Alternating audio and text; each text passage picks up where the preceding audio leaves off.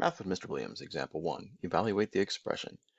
So remember we're going to use PEMDAS, parentheses, exponents, multiplication, division from left to right, and then addition, subtraction from left to right. So in the first one here, we had 12 minus 2, parentheses, 7 minus 4.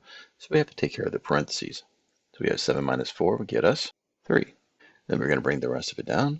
All right, and now we're going to deal with the multiplication. So we have 2 times 3 next. And then after that, we have 12 minus 6, which gets us 6 for our answer. All right, on to the second one. So we see it's much longer. We have 4 parentheses 3 minus 1 in parentheses to the exponent of 3 plus 7 times 6 minus 5 squared. All right, so let's take care of inside the parentheses first. So we have 3 minus 1. It's going to get us 2. Bring everything else down. The next step is to deal with the exponents. So we see 2 to the third power. To break that apart, we have 5 squared, so let's break that apart also. All right, so inside the parentheses now we have 2 times 2 times 2, which is going to get us 8. And then 5 times 5 is 25. All right, and so now we're going to step into the multiplication step. So we have 4 times 8, and then 7 times 6. And we're going to bring down that minus 25 still. All right, the last step is that addition subtraction step where we're going to deal with addition first because it goes from left to right on this step. So 32 plus 42 get us 74 minus 25. And 74 minus 25 will get us 49 for our final answer.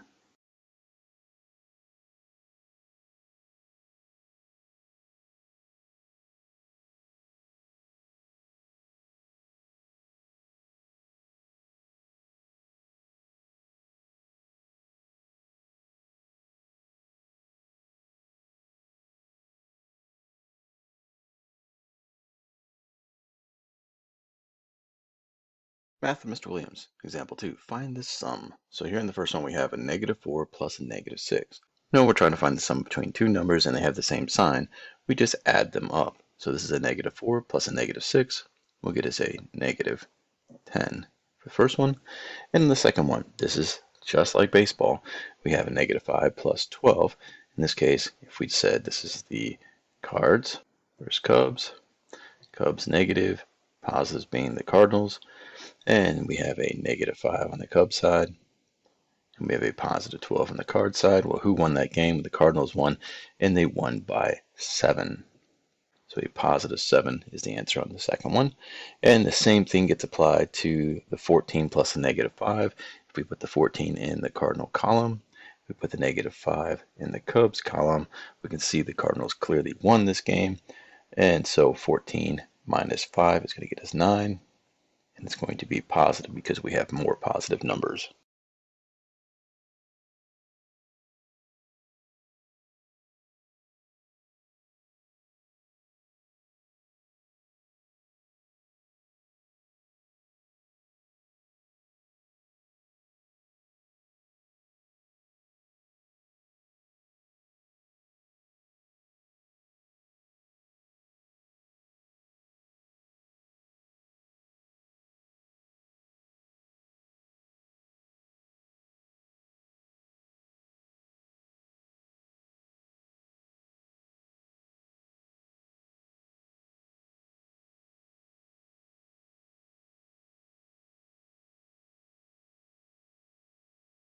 Math with Mr. Williams, example 3. Find the sum.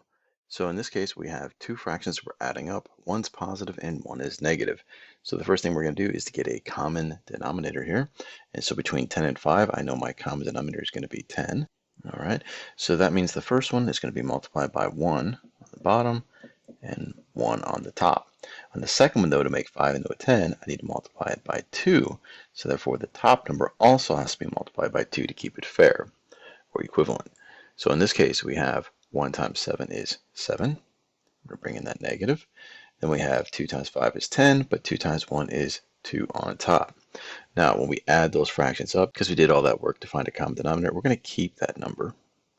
And now we have negative 7 plus 2 on top. Game of baseball, remember who won this game? The negatives won, and they won by 5. Now, we can't leave it like that, and we need to simplify it. So what number goes into 5 and 10? Well, we're going to divide the top by 5 and the bottom by 5. All right, so negative 5 divided by 5 will get me 1, being negative. On the bottom, we have 10 divided by 5 is 2. So our answer is negative 1/2. On the second one, well, there's not a quick way to find that common denominator. We just know we need to change them so they are the same number. So when I think about all my 4s and all my 3s, the first one they have in common is going to be 12. All right, so what am I going to multiply 4 by to get to 12? 3 on the bottom, so therefore times 3 on the top. Same thing on the bottom here. We have 3 times what is 12 is going to be times 4 on the bottom and times 4 on the top. So 3 times 4 is 12, and 3 times 3 on top will get me 9. I got to make sure I bring down that negative.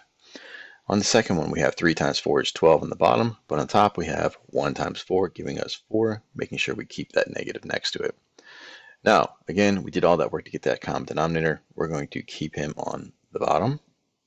Now we have a negative 9 plus a negative 4. That is on the same team, so we just add those two numbers up, getting us a negative 13 as a result. And you can clearly see this is an improper fraction, so what we need to do is we need to find out how many times 12 will go into 13. What'll go in there? 1 whole time. And then what's left over when we subtract 13 minus 12 is 1 left on top out of 12, giving us negative 1 and 1/12 as our answer.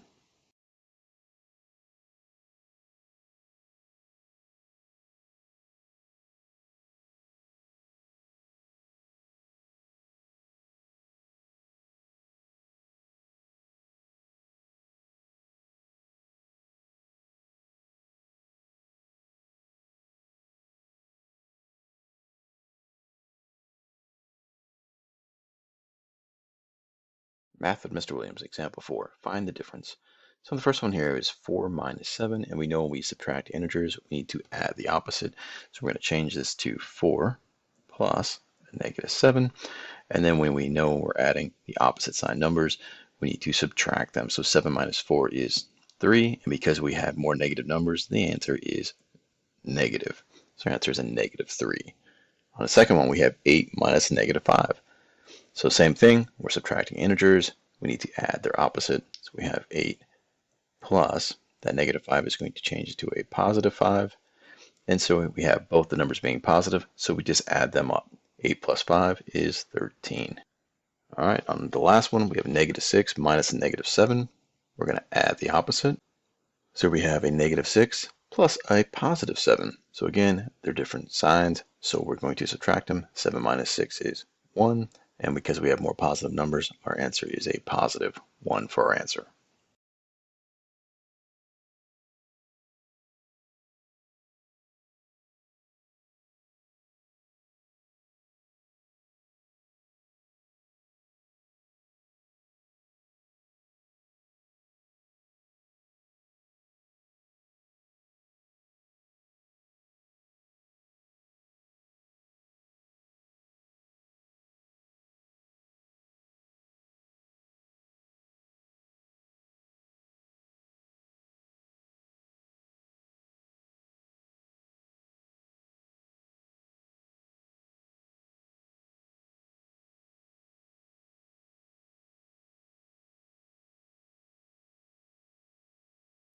Math with Mr. Williams. Example 5. Find the difference.